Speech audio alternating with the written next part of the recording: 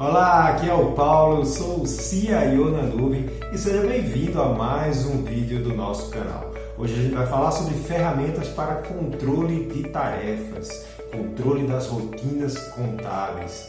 Esse que é um processo que, à medida que você vai crescendo, ele vai se tornando cada vez mais crítico para a sua empresa. Quanto mais clientes entram para o seu escritório, mais pessoas são envolvidas na prestação de serviço e mais difícil vai se tornando você conseguir controlar todos os prazos envolvidos e também a qualidade na prestação do serviço. O resultado é que quanto mais clientes entram, maior a sua exposição ao risco.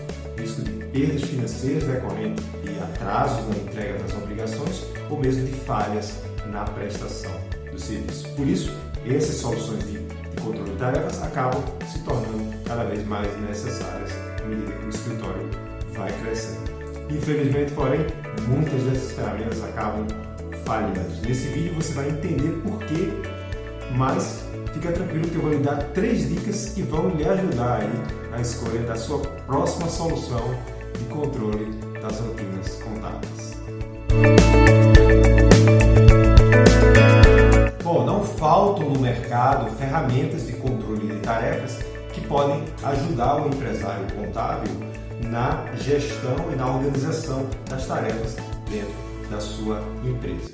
Eu gosto de dividir essas ferramentas em 2 grupos. Num primeiro grupo, eu coloco aquelas ferramentas de controle de tarefas de uso genérico, que não são específicas de escritórios contábeis. Então, são ferramentas como o Trello, o Todoist, o Planner e o Pipefy, só para citar alguns exemplos. A grande vantagem dessas soluções é que todas elas oferecem aí uma versão gratuita de entrada, com recursos limitados, mas que são suficientes para você realizar um projeto piloto dentro da sua empresa com baixo investimento. O lado negativo dessas ferramentas é justamente pelo fato de elas não serem específicas para o mercado contábil, ela pode demandar aí algum nível de customização, o que vai exigir um maior esforço de implementação. No outro grupo estão aí as empresas que desenvolveram softwares de controle de tarefas específicas para o mercado contábil. E aí a gente pode citar alguns exemplos, como o TaskDuo, o Gesta, o Gclick, o Rupi e o Pan, só para citar aí alguns exemplos também. Essas soluções, de uma forma geral, nasceram dentro de escritórios contábeis. E com isso, elas trazem aí o know-how, trazem a experiência dessas empresas que ajudaram no desenvolvimento das ferramentas. Isso pode ser um ponto positivo, porque já traz aí essa experiência, mas pode ser um ponto negativo também. Isso pode atrapalhar um pouco se a realidade dessas empresas for muito diferente da sua realidade. A gente também vai falar sobre isso. E essa variedade aí, então, de ferramentas é um ponto positivo. Eu considero um ponto positivo, afinal de contas, você tem muitas opções para avaliar aí aquela que seja mais adequada em termos de funcionalidades, de preço, à sua realidade. Por outro lado, o lado negativo é que muitas empresas contábeis que estão implantando essas ferramentas estão colhendo resultados abaixo do que elas esperavam. E aí a gente vai analisar aqui justamente os 2 maiores problemas que eu tenho ouvido, que eu tenho captado no mercado, que os empresários contábeis têm compartilhado comigo e por que esses problemas acontecem. O primeiro problema, a primeira queixa, que é bastante comum, é de que a ferramenta ela não é adequada ao processo da empresa onde ela foi implantada. Aí podem ter 2 tipos de reclamação. Um é que a ferramenta é muito burocrática, então ela acrescentou muitas atividades ao processo e tornou o processo pesado. Ou o contrário, existem atividades que são importantes, controles que são importantes e que não são cobertos de alguma forma pela ferramenta. Ou seja, existe um descasamento, um desalinhamento entre o processo da empresa e a ferramenta.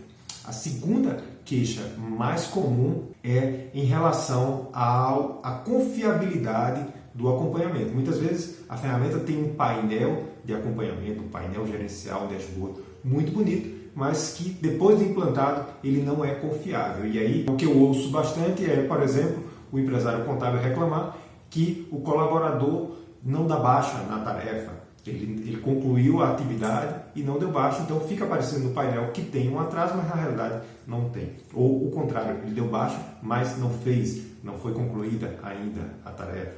Ou seja, existe um descasamento entre a execução e a atividade de controle. E a gente vai falar exatamente como você pode se prevenir desses dois tipos de problema.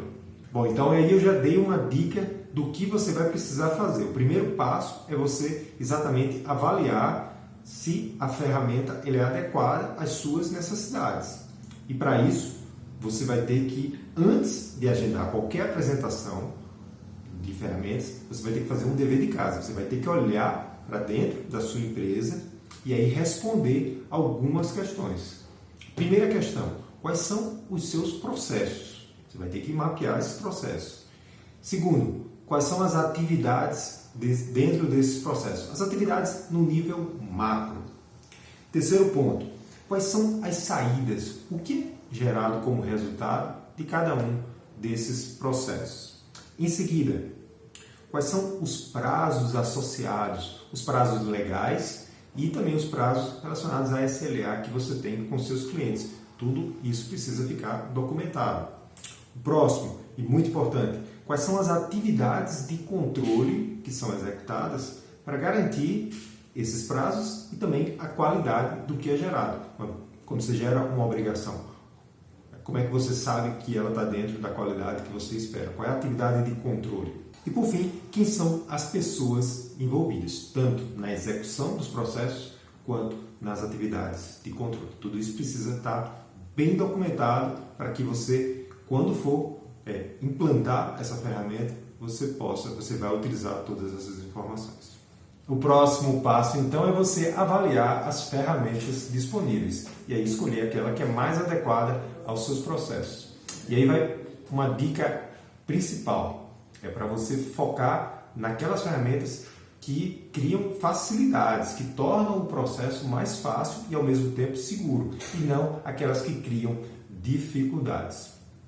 Eu vou dar um exemplo que você vai entender exatamente do que eu estou falando. Mas o que eu quero dizer, e já antecipando, é que as melhores ferramentas são aquelas que conseguem integrar as atividades de execução com as atividades de controle, de forma automatizada ou semi-automatizada, sem criar aí um overhead para a equipe que já é normalmente sobrecarregada com a execução das tarefas.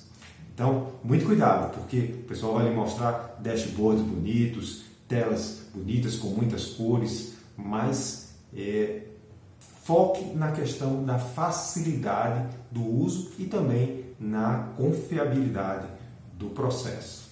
Vamos agora analisar um exemplo prático de um processo que é crítico dentro da empresa contábil para que você entenda do que eu estou falando. Vamos ver esse processo aqui, está aqui na tela. Eu tenho um processo de produção de um relatório que é crítico para a empresa contábil. Então, esse processo tem basicamente os seguintes passos. O analista cria o relatório, depois ele envia um e-mail para o coordenador, que revisa ali aquele relatório. Se precisar de modificações, ele devolve. Se não, ele aprova, aquilo volta para o analista, que envia para o cliente. Então, basicamente, esse é o processo. Quais são os controles que você precisa aí? Você precisa controlar o prazo, você precisa controlar se a atividade de revisão foi executada para garantir a qualidade do relatório. Então, vamos ver aqui um cenário 1, onde a empresa implementou uma ferramenta de controle de tarefas, mas que não é um controle de tarefas que está integrado da execução com o controle. Vamos ver como é que fica agora esse fluxo. Então, a gente pode ver aqui no fluxo que ele já cresceu. Novas atividades surgiram. Depois de criar o relatório, o analista precisa notificar o coordenador, mas além disso, ele precisa ir lá no sistema e dar baixa na tarefa de execução. O coordenador, da mesma forma, depois que ele revisa, ele também tem que ir lá e dar baixa na tarefa. Aquilo volta para o analista, ele tem que dar baixa de novo. Ou seja, foram criadas aí novas tarefas. E aí qual é o grande risco? Você tem uma equipe que está sobrecarregada, você tem atividade de execução, tem atividade de controle. Na hora que ele tiver que priorizar, qual você acha que ele vai deixar de fazer? É justamente daí que surge aquele problema que a gente comentou no início da falta de confiabilidade. Por conta da falta de tempo e por o sistema também permitir, eles acabam deixando de fazer essas atividades, essas baixas da tarefa. Mas vamos ver agora um terceiro cenário onde foi implementada uma ferramenta onde a execução está perfeitamente integrada com as atividades de controle de forma automatizada. Então está aqui agora o processo. Você vê que o processo ele é basicamente o mesmo. A grande diferença é que essa linha do meio aqui, essa faixa do meio, ela é executada completamente pelo software. Ou seja, o analista tem o trabalho principal, que é de elaborar o relatório, e o coordenador foca na revisão do relatório. Todas as outras atividades, inclusive a baixa da tarefa, a publicação do documento, a notificação dentro da equipe, tudo é feito de forma automatizada pela ferramenta. É desse tipo de ferramenta de gestão que você precisa no seu escritório, porque ela vai facilitar a execução da atividade, porque ela tira a sobrecarga de tarefas. Por exemplo, a tarefa de notificação, ela não precisa mais ser feita, não precisa mais mandar um e-mail, ele é feito de forma automática. E ao mesmo tempo, ele garante aí uma confiabilidade, uma maior confiabilidade para o empresário, para quem está acompanhando a execução das rotinas. E a minha última dica é: faça um projeto piloto. Como toda ferramenta que você vai implantar na sua empresa, isso vai demandar uma mudança de processo, uma mudança de cultura. Isso exige treinamento, isso exige também uma coleta de resultados para avaliar se os resultados foram positivos. Eventualmente você vai ter que fazer ajustes. Então é muito mais fácil fazer isso se for de forma localizada. Você escolhe uma área, um processo, uma pessoa, um pequeno grupo, implementa ali um projeto piloto, faz as melhorias necessárias. Depois que isso tiver um resultado positivo, aí sim você leva para o resto da empresa. Não tente implantar na empresa como um todo de uma única vez, mesmo que a empresa seja pequena.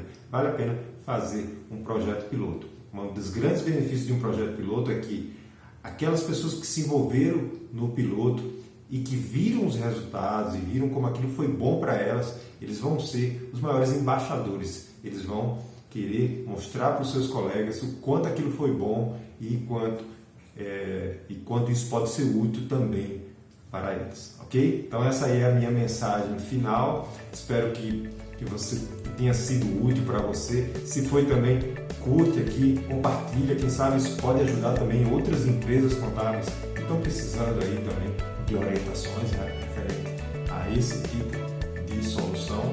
E também, claro, as dúvidas que você tiver, deixa aqui nos comentários e manda uma mensagem que eu vou ter o maior prazer em responder, ok?